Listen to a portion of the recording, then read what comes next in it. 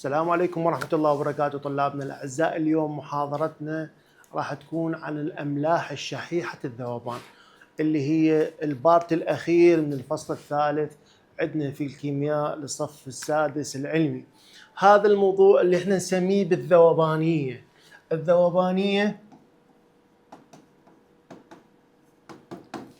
هي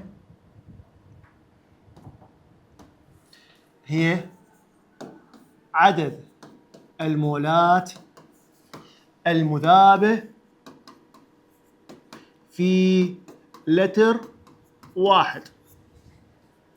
ذوبانية هي عدد المولات المذابة في لتر واحد. وهنا راح نقيس الذوبانية بنوعين. أنا عندي الذوبانية اللي هي جاية من كلمة solubility بالإنجليزي اللي هي الذوبانية، راح نرمز لها بالرمز S. S. استاذ شنو معنى الاس؟ الاس معناه الذوبانيه، وهي عدد المولات المذابه في لتر واحد، يعني هي التركيز المولاري. زين استاذ ذوبانيه بها نوعين، قلت لي شنو هن النوعين؟ حبيبي النوع الاول يسموها الذوبانيه المولاريه، يعني بدلاله التركيز المولاري، يعني هي عدد المولات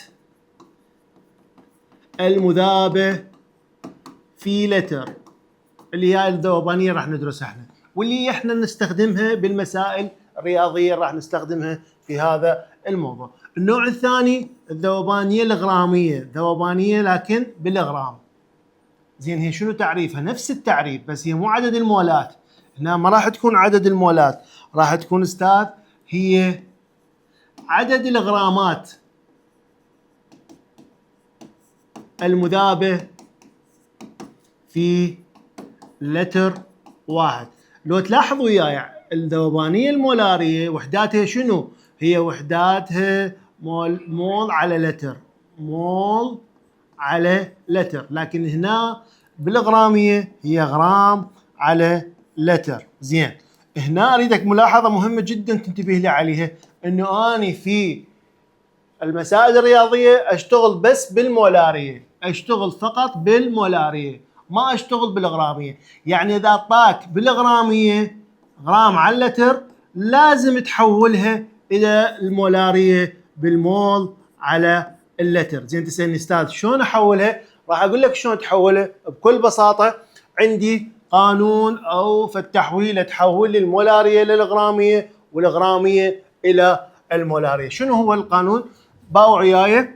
يقول الذوبانيه المولاريه، هاي كلمه مولاري وهاي يقصد بيها الذوبانيه، هاي يقصد بيها مولاري. شو تساوي لي؟ تساوي لي الذوبانيه الغراميه، الغرام على اللتر، على شنو؟ على الكتله الموليه للملح، الكتله الموليه للملح. هذا القانون اريدك تحفظه، مهم جدا، وراح نستخدمه في المسائل الرياضيه على هذا الموضوع. اذن اني دراستي بهذا الموضوع هو الذوبانيه. شنو الذوبانيه؟ رمزها اس. شنو بيها نوعين ذوبانيه مولاريه وذوبانيه غراميه. زين استاذ يا هي استخدمها بالمسائل تستخدم لي الذوبانيه المولاريه فقط. زين اذا استاذ طاني بالغراميه تحولها المولاريه وتحول تشتغل بيها بالحسابات الرياضيه، وراح تفتهم هذا الموضوع من خلال الامثله والتمارين اللي راح ناخذها هسه. زين استاذ شنو التحويله؟ القانون اللي يحول الغرام الى المول والمول الى الغرام، المول الى غرام والغرام الى المول. هذا القانون اريدك تحفظه، هذا مهم جدا عليك انت حفظه. الذوبانيه المولاريه تساوي لي الذوبانيه الغراميه على الكتله الموليه فقط. هذا من خلال ما تريد تستخدمه. الان راح اخذ أهم الكلاميات على هذا الموضوع. طلاب عندنا تعاليل ومواضيع مهمة بهذا الموضوع، أريدك تنتبه لي عليها وأريدك تحفظها وكل سهلة. التعليل الأول اللي دائما يتكرر وزاري، يقول تختلف المواد في قابلية ذوبانها في الماء. يعني أنا تخيل عندي حوض ماء، أكو مادة تتفكك بسهولة واكو مادة ظل ما متفككة، واللي انا دراستي على الماده الغير متفككه شحيحه الذوبان، يعني مذوب بالمي. يعني مذوب بالمي. هذا التعليل اريدك شويه تركز لي عليه. يقول تختلف المواد في قابليه ذوبانها في الماء. ليش؟ تقول له بسبب لان قابليه الذوبان تعتمد على شنو؟ على الفرق بين مقدار الطاقه اللازمه لكسر الاواصر بين الايونات. الطاقه اللازمه لكسر الاواصر بين الايونات. تخيل لو عندك وياي عندك هذا الملح AgCl، اوكي، هذا ايون الفضه وايون الكلور.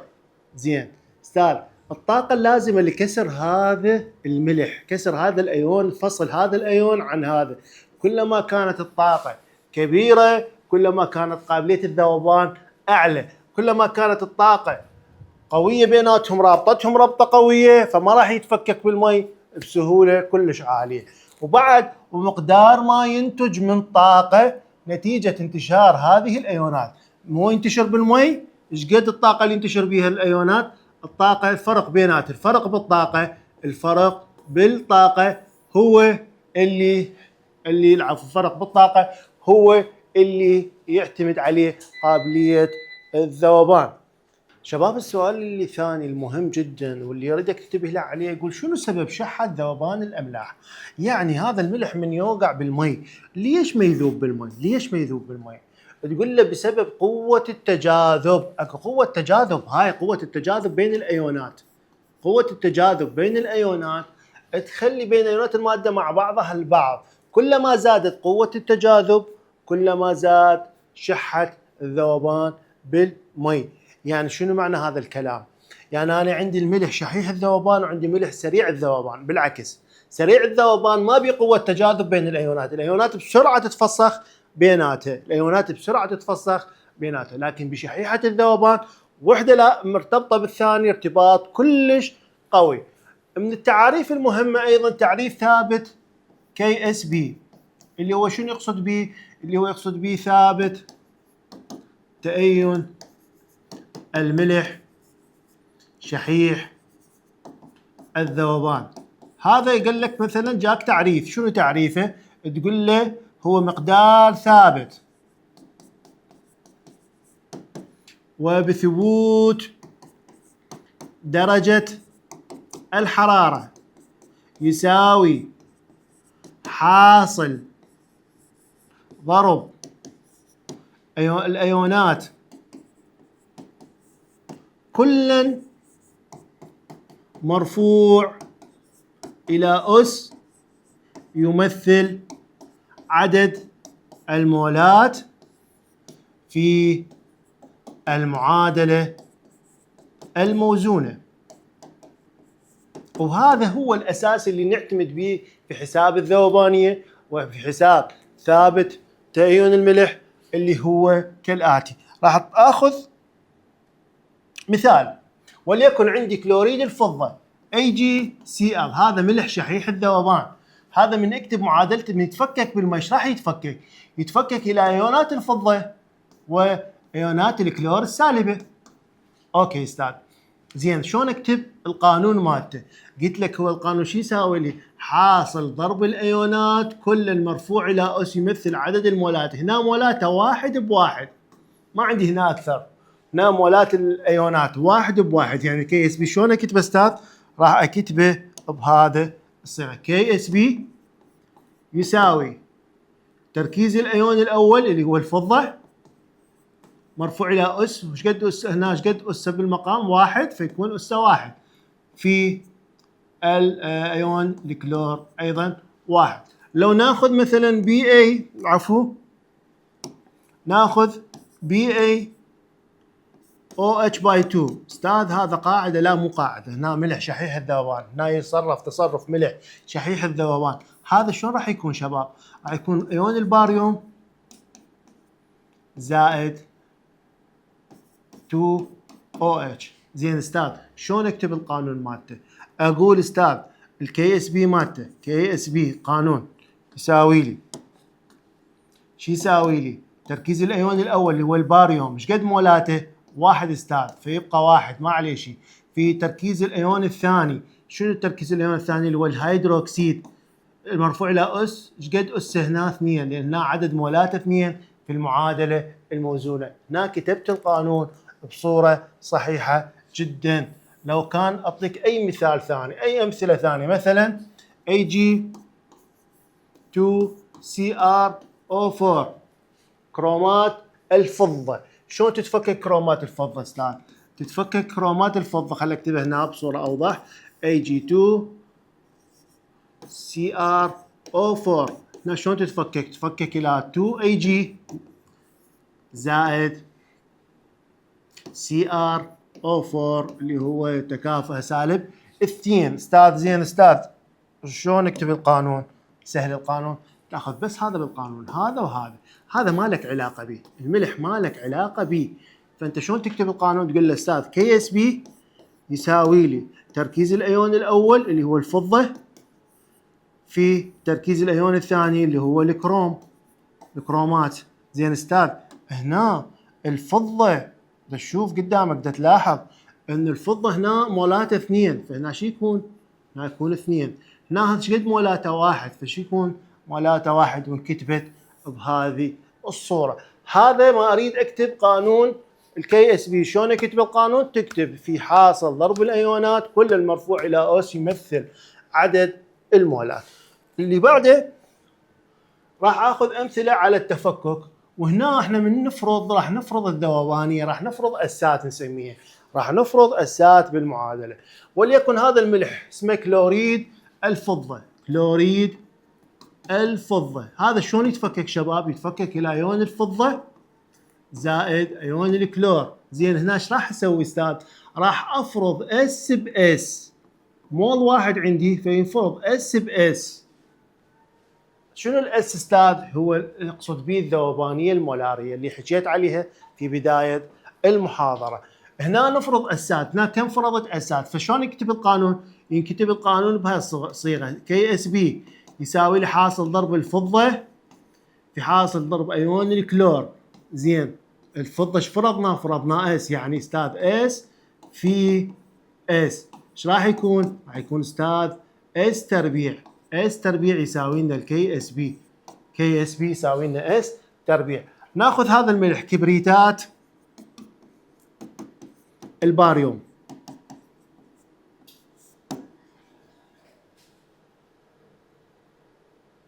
كبريتات الباريوم شلون يتفكك الى الباريوم زائد SO4 بهذا الشكل.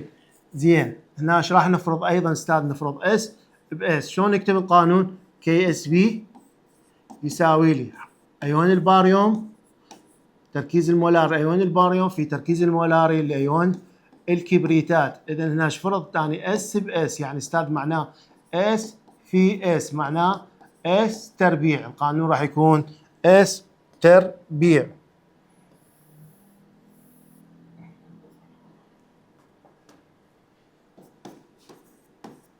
كي اس بي يساوي لي اس تربيع. هذا مثلا مثال. بعد ناخذ مثلا زد ان او اتش باي 2 هيدروكسيد الزنك او هيدروكسيد الخارصين. شلون ينكتب بهاي الصيغه؟ نكتب معادله التفكك. اول شيء اكتب معادله التفكك بشكل صحيح، اقول زد ان زائد 2 او اتش. باوعني ليش هنا 2 او اتش؟ هنا عندي 2 هيدروكسيد، فهاي تنكتب بهاي الصيغه. زين استاذ شو افرض هنا؟ قلت لك افرض اس، هنا اس وحده، هنا تفرض 2 اس.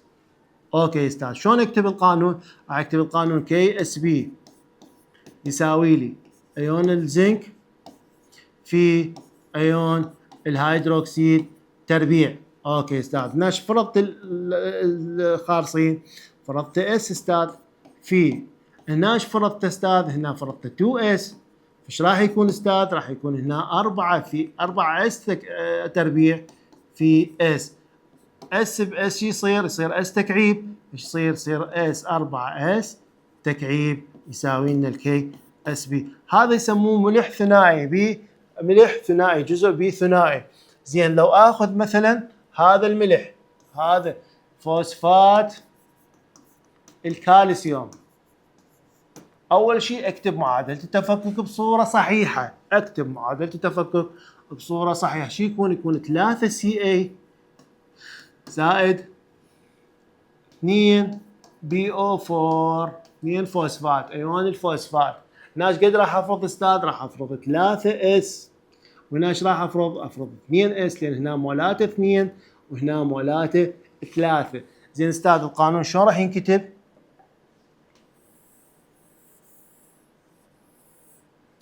القانون شلون راح ينكتب؟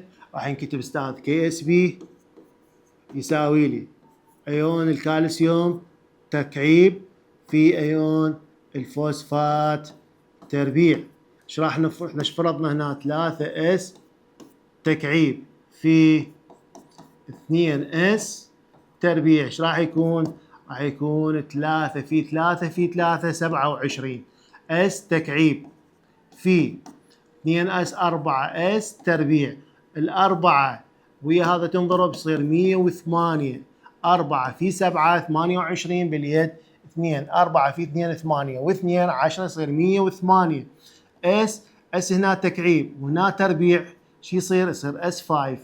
اجمع الاسس بالضرب تجمع الاسس. الكي اس بي يساوي لي 108 اس تكعيب. هنا بقى عندي مثلا هذا الملح. استاذ هذا الملح شلون اكتب المعادله مالته؟ وشلون اكتب القانون بصوره صحيحه؟ وشلون افرض الاسات؟ كل سهل، جدا سهل.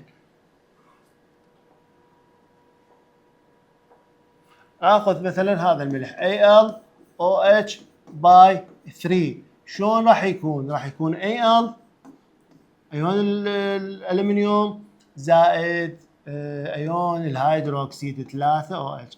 هذا تكسد سالب 1 هذا موجب 3. ما له علاقه بالتكسد. هنا ما لك علاقه بالتكسد. هنا ايش راح تفرض؟ تفرض هنا اس وهنا تفرض 3 اس. اوكي استاذ القانون شلون اكتبه؟ قانون تكتبه كي اس بي. كي اس بي ايش قلنا تعريفه؟ من تعريفه ايش قلنا؟ هو حاصل ضرب الايونات. هاي الايونات كل المرفوع الى اس يمثل عدد المولات. يعني شو يساوي لي؟ يساوي لي ايون الالمنيوم ايش قد اسه هنا؟ ايش قد موجود بالمعادله؟ عدد مولاته 1. فهنا ايش قد مولاته؟ 1 في تركيز المولاري من الايون الهيدروكسيد. ايون الهيدروكسيد ايش قد هنا؟ 3 او اتش. فشي يصير؟ يصير او اتش باي 3. العفو او اتش مرفوع للاس 3. هنا ايش فرضنا؟ فرضنا الاو اتش 3 اس. فهنا يكون اس في 3 اس تكعيب. ايش راح يكون؟ راح يكون 3 في 3 في 3 27 اس تكعيب ويا اس يصير اس 4. ايش يصير؟ كي اس بي يساوي لنا 27 اس 4. هنا تعلمنا شلون نكتب القانون بصوره صحيحه. لازم تتعلم تكتب القانون بصوره صحيحه. الان راح اخذ اول مثال على كي اس بي. كي اس بي بنشوف بالسؤال كي اس بي يعني ملح شحيح الذوبان. بنشوف ملح شحيح الذوبان يعني تشتغل حسب القانون اللي انا علمتك عليه.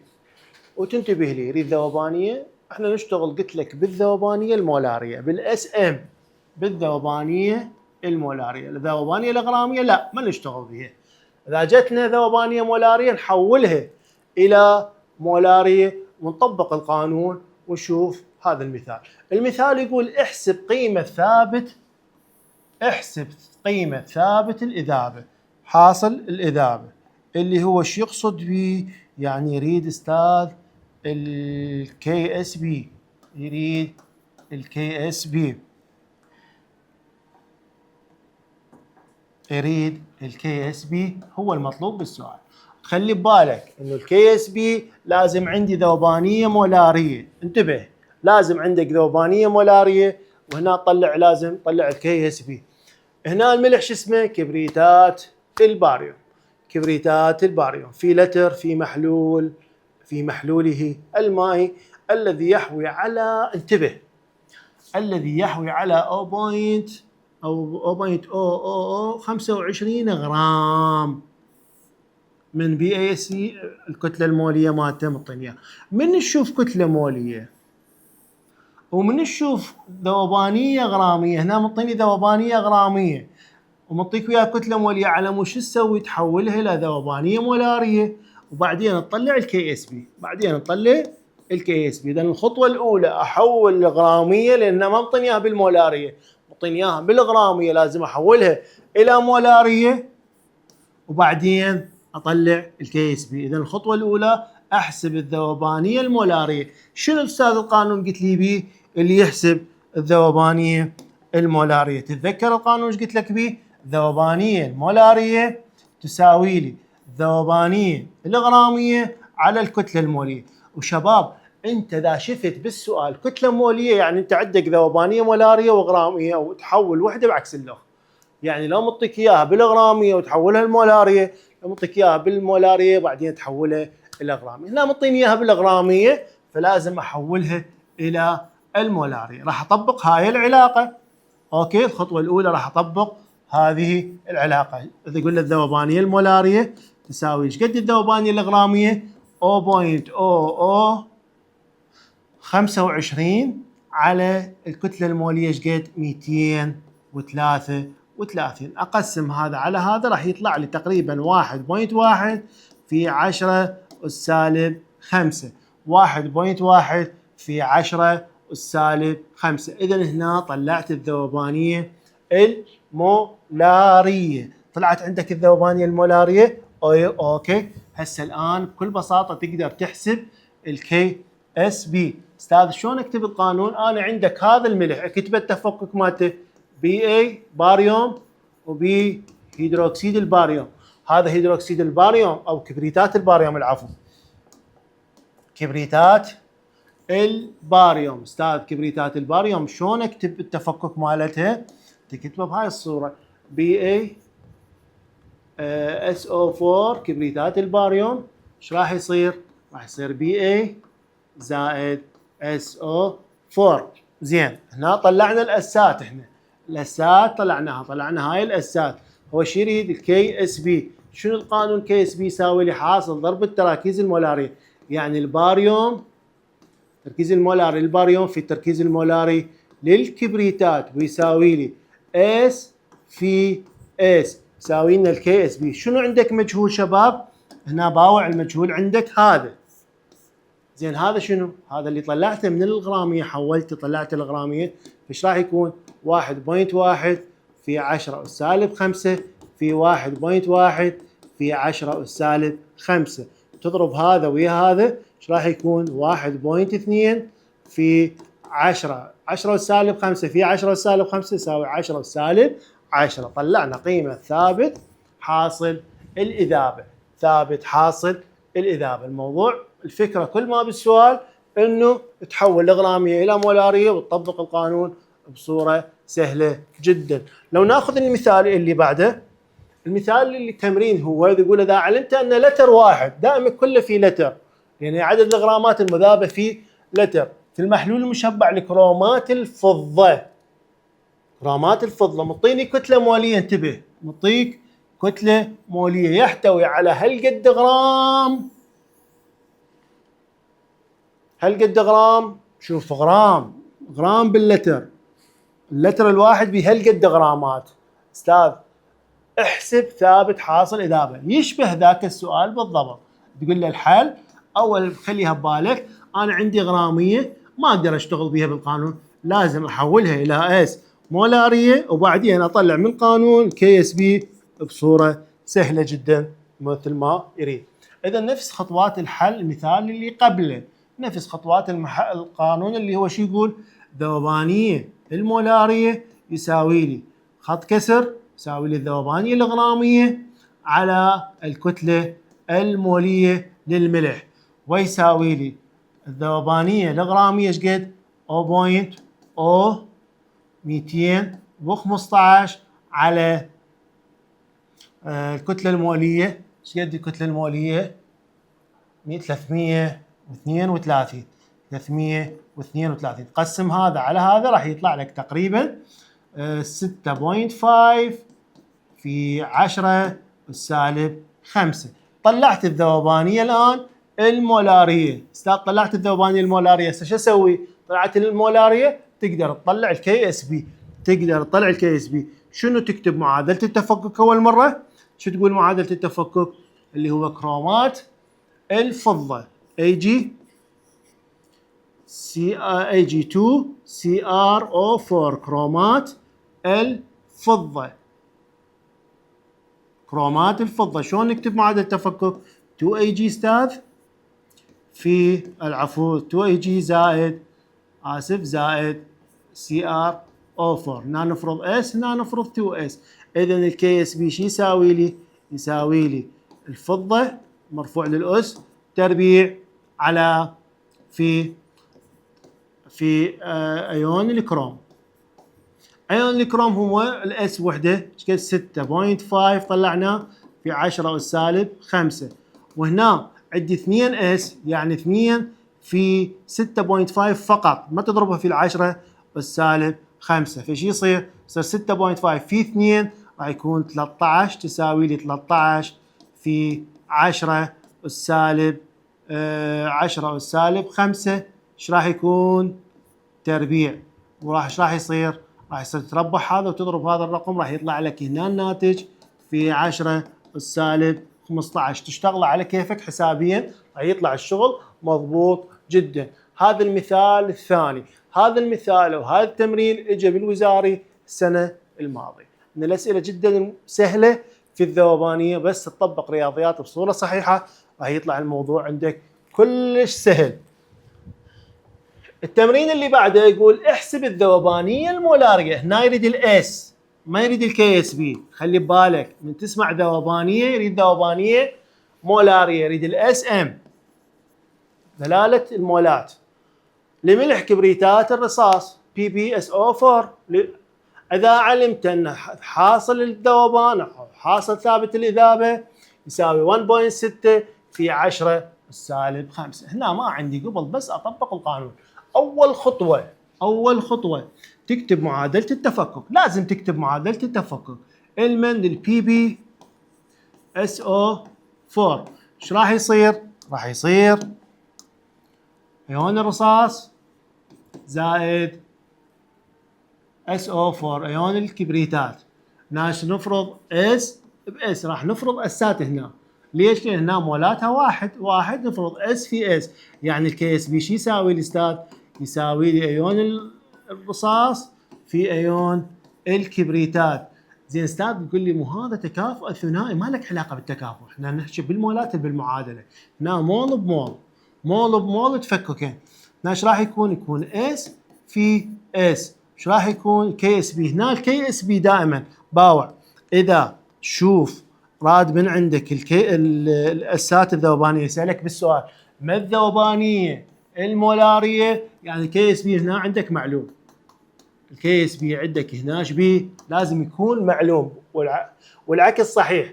اذا بالعكس اعطاك الذوبانيه اعطاك الاس معلوم، يعني معناها الكي اس بي مجهول. معناها الكي اس بي مجهول مثل ذاك التمرين اللي قبله. هنا راح نفرض اس في اس، يعني استاذ اس تربيع كي اس بي. شنو عندك المعلوم؟ معلوم عندك الاس لو الكي اس بي الذوبانيه عندك المعلومه لو عندك ثابت الحاصل. لا عندك هذا معلوم.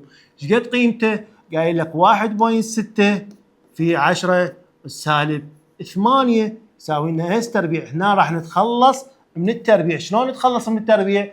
مثل ما درسنا سابقا بجذر الطرفين. بجذر الطرفين قلنا في بجذر الطرفين. ايش راح يصير بجذر الطرفين؟ راح يصير اس شو يساوي لي؟ تحت الجذر 1.6 في تحت الجذر 10 والسالب 8. 10 والسالب 8 سهله تحت الجذر مالتها نصها. 10 والسالب 8 يعني 10 والسالب 4. 1.6 هاي لازم يعطيك اياها بالفائده في معلومات السؤال. تلقى يقول لك 1.6 يساوي لنا 1.26 فيساوي لنا الناتج 1.26 في 10 والسالب 4. نجي الان على مثال ثاني. خلينا نشوف المثال هذا. يقول اذا علمت ان ذوبانيه فلوريد، ذوبانيه يعني ذوبانيه الاس. اوكي. فلوريد الكالسيوم CaF2، هذا CaF2 معطيك كتله موليه. انتبه ليش معطيك كتله موليه؟ لان هنا معطيك اياه بالغرامات، معطيك اياها الاس بالغرامات. فايش لازم تحولها لاس بالمولاري، لانه هو شيء يريد من عندك الكي اس بي. قانون الكي اس بي بس يشتغل بالمولاري، كي اس بي بس يشتغل بالمولاري. فاذا الخطوه الاولى احول الاس بالغرام الى اس بالمولاري. شنو القانون اللي تعلمناه اللي هو يقول اس بالمولاري يساوي لي الاس بالغرام على الكتلة المولية. معناها شنو؟ معناها ايش قد الاس بالغرام؟ نعطيك اياه هذا 0.0124 0.0124 على 62 كتلة المولية مالتها. لو تلاحظ 124 تتقسم على 62 جدا بسيطة. ايش قد بيها؟ بيها 2 وبيها هنا 1، يصير 1 في، وهنا عندي 4 مراتب، يصير في 10 أس سالب 4 مولاري، أو تكتبه مول على لتر نفس الشيء. حولته الآن من مول غرامي إلى مولاري. هسه الآن تقدر تحسب الكي اس بي، يعني عندك الاس المولارية لازم تكتب معادلة التفكك CAF استاذ F2. شلون يتفكك إلى CA زائد 2F استاذ؟ معناها ايش قد افرض S ب 2S؟ معناها شنو الكي اس بي مالته؟ شو يساوي لي الكي اس بي؟ يساوي لي S في 2S تربيع. 2S تربيع وش يساوي لي؟ يساوي لي استاذ 4S تكعيب. عندك S تربيع وعندك S هنا S تكعيب، وش يساوي لي؟ يساوي لي 4. ايش قد طلعنا الاس؟ طلعناها استاذ 2 في 10 أس سالب 4 تكعيب. تكعب هذا يصير 2 في 2 في 2. ايش قد يساوي 2 في 2؟ 4. 4 في 2 8. 8 في 4 يصير 32 في 10. هذا تكعبه يعني شنو؟ يعني تضاعف الأربعة 4 مرات 3 مرات. 4 و4 و4 ايش قد يساوي لي؟ سالب 12. طلعنا قيمة الكي اس بي وينتهي السؤال بصورة صحيحة جدا. طبعا لو ناخذ أمثلة باقية أيضا، عندنا يمكن مثال احسب الذوبانية المولارية والذوبانية الغرامية. هذا المثال أيضا مهم سهل جدا جدا جدا. هنا شو يريد؟ يريد الاس، وقلت لك اذا عندك الاس لازم شو نعطيك اياه؟ بعطيك الكي اس بي معلوم. انتبه لي على هاي الفقرة، انتبه لي على هذه الفقرة. احسب الذوبانية المولارية والذوبانية الغرامية.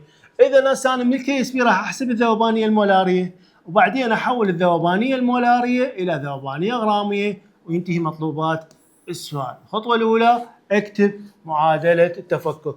AgCl هو AgCl شلون يتفكك؟ يتفكك الى Ag ستار زائد Cl، يعني S ب S يتفكك. كي اس بي شنو القانون مالته؟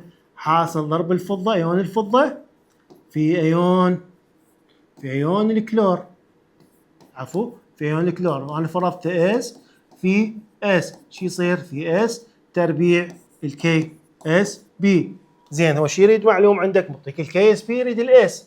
اوكي، فاذا هنا شو تقول؟ كي اس بي ايش قد معطيك اياه؟ معطيك اياه 1.8 في 10 سالب 10 يساوي لي اس تربيع. لازم اتخلص من التربيع مال اس. شو اقول؟ بجذر الطرفين. ايش راح يصير بجذر الطرفين؟ الجذر راح يروح ويا التربيع، هنا يصير اس وحده، وهنا شو يصير؟ يصير هذا كله تحت الجذر 1.8 في تحت الجذر 10 سالب 10. وتنتبه لي من عندك جذر لازم تخلي تبقي هذا الأس دائما مو العفو دائما زوجي على مود نقدر نجذره بصورة صحيحة، لأنه كعدد فردي صعب جذره فما راح يكون بصورة صحيحة. إذا الأس شو يساوي هنا؟ 10 سالب 5 في جذر 1.8 راح يعطيك اياه بمعلومات السؤال ضمن الفائدة، يساوي لنا 1.34، فيطلع الاس بالمولاري طلعناه يساوي لنا 1.34% في 10 سالب 5. هنا ايش بقى عندك؟ الخطوة الأخيرة طلعت الاس المولارية، شو تحولها؟ إلى اس غرامية. استاذ شنو اللي يحول الاس المولارية إلى اس غرامية؟ هذا القانون نفسه اللي قلت لك اياه، اس المولارية يساوي لنا اس الغرامية على كتلة المولية. وتلاحظ معطيك كتلة مولية، فإذا هنا الأس الغرامية شو تساوي لي؟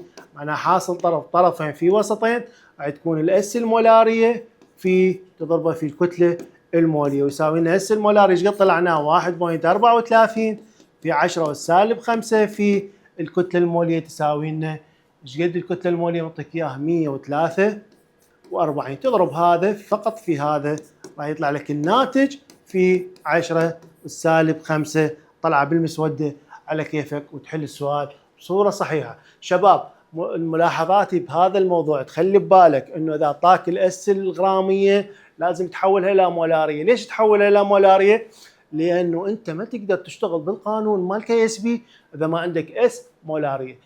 عليك ان تحفظ في هذه المحاضره شلون تكتب معادله التفكك، شلون تفرض الاسات، اذا عندك اسات يريد الكي اس بي، واذا عندك الكي اس بي يريد الاسات بصوره عكسيه. فهذا الموضوع جدا مهم، تتمرن بالتمارين، تضبط رياضياتك، راح يكون الموضوع جدا سهل. التقيكم في محاضره قادمه ان شاء الله وموسعه على الانواع الباقيه من اسئله الكي اس بي، واللي هي مهمه جدا، اللي هي اسئله الترسيب واسئله الايون المشترك واسئله الداله الحامضيه وغيرها اللي تستفادون من عندها في السادس العلمي. شكرا جزيلا لكم، والتقيكم في حلقه قادمه ان شاء الله. معكم علي السوداني، مدرس في الاعداديه المركزيه. شكرا جزيلا لكم.